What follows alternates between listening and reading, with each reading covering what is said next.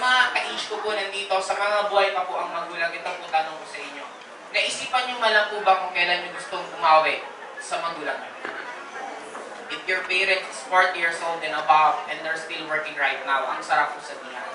Mama, Papa, magkano po ang sweldo nyo buwan-buwan? Dudoblihin ko na po. Pag-resign na po kayo sa trabaho nyo at mag-enjoy na lang. It will be useless if you have millions ang kausap mo nicho na. Hindi na ma-appreciate ng magulang mo ang pera mo kung hindi na sila buhay.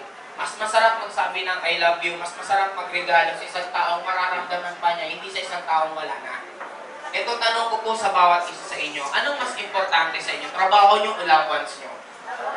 Di ba ang bilis naman natin loved ones? Ito tanong ko po, nung may PTA meeting yung anak mo at niyaya kang umattend ng meeting, anong sagot mo? Anak, pasensya na, may trabaho si mama. Nung niyaya ka ng anak mo biglaan mamasyal, anong sagot mo? Anak, may trabaho si mama, pasensya na. Uulitin ko ang tanong. Anong mas importante? Trabaho mo o loved ones mo? Sa may mga trabaho kung nandito ngayon, kung nanghihingi ka pa po ng pera sa magulang mo, kilabutan ka naman po. What's the purpose of waking up early? Working out 8 hours a day, going home late, pagod na pagod ka tuwing umaga, tuwing hapon, tuwing gabi, araw-araw ka nagpupuyat. Para saan? Para manghihingi ng pera. I do believe kaya ka nag-work, dapat ikaw nang nagbibigay ng pera, hindi ikaw ang nanghihingi. Sa mga kaedad ko pong nandito, china-challenge ko po kayo. Mamaya pag uwi nyo sa bahay nyo, antayin nyo yung magulang nyo matulog. Pag nakita nyo yung magulang nyo tulog na, tingnan nyo yung mukha. Pag yung mukha nila hindi na po maaliwalas, nahihirapan na po yan sa buhay nila. And I do believe, being their children, it is our obligation na tapusin na yung paghihirap ng mga magulang natin. Na tayo na lalo pag lalakas ang global warming, lalo pa kung todo ang init o todo ang lamig. Kahit sobrang todo ang init, kung ang magulang mo binigyan mo ng sasakyan, hindi na po siya masyadong maiinitan. Di ba mas masarap na mamasyal yung magulang mo, meron siyang sariling sasakyan, nirigaluhan mo. Guys, ang point ko lang, may nagsabi sa akin, money is not the most important thing in this world. Totoo po yun. Pero take note, the lack of money affects the most important thing in this world. The moment wala kang pera, everything will stop. Titigil ang daloy ng tubig sa gripo nyo, titigil ang kuryente sa bahay nyo, titigil ang supply ng pagkain sa rep nyo, the moment wala ka pera. Ang point ko lang, tanungin nyo lang sarili nyo, bakit gusto nyo ba talagang yumaman? Ako na po mismo magsasabi sa inyo, hindi po mahirap yumaman. Kaya lang po tayo nahirapan yumaman kasi we're thinking na after graduate po natin ng school, yayaman na po tayo. Ang problema po kasi sa school, lahat lang po siya basic. Hindi po talaga siya, the moment pinag-aralan mo, pinarir mo to, hindi ibig sabihin nun yayaman ka. Bakit? Kung talagang effective ang school, sana lahat ng nagtuturo mayayaman? Eh, ang worst case scenario, yung mga nagtuturo, wala din pera. Kaya normal ang mga estudyante na gumagraduate, wala din kaya careful ka dapat. Sabi nga, parang ganito, gusto mong yumaman, makikinig ka kasi hindi mayaman. O bakit ayaw nakikinig sa kanila? Wala pong no offense, man. Wala pong sinasabing anything bad, ang pinag-usapan lang natin pera. Ang point ko lang, if you want to become rich, makinig ka sa mayayaman. Kung gusto mong maging magaling na worker, makinig ka po sa school. Ito po yung factory ng mga empleyado. Sad to say po. Kasi di ba, the moment gumagraduate, tingnan mo, nag-take ng business course, pagka-graduate, anong ginagawa? Nag-i-empleyado.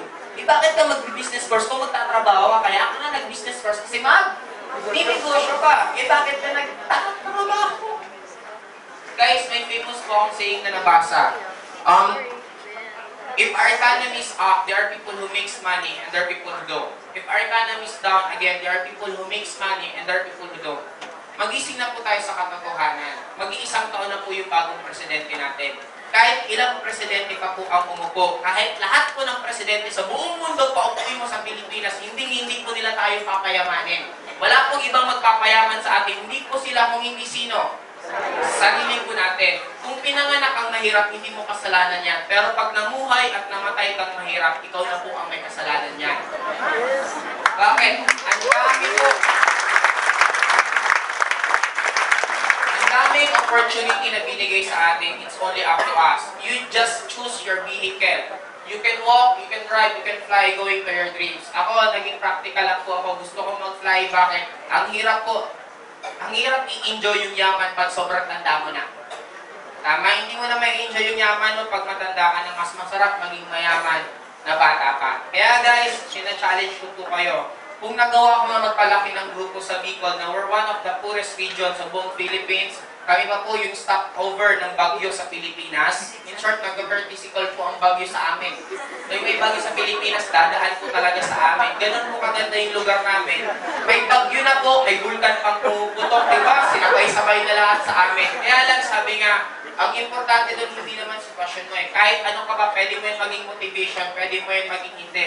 Ang point ko lang naging motivation sa akin yung sitwasyon namin. Wala pong positive doon sa amin sa networking kasi pag sinabi mong networking sa Bicol, talagang wala pong naniniwala. Pero right now, sobra pong nagbago. Na ang point ko lang, kung dito nga, imagine mo gaano kaganda ng opisina nyo. Kami nagsimula, wala po kaming office. Kung nagawa namin, bakit hindi nyo kayang gawin? Lahat po tayo, anak ng Diyos, dalaw po kamay nyo, dalaw din pa ako, pareho lang po tayo. Ang difference lang siguro, sobrang taas ko lang mangarap. In short, kung yun palang diferensya natin, titaasan mo na rin pangarap mo. Huwag po kayo mangarap ng minimum.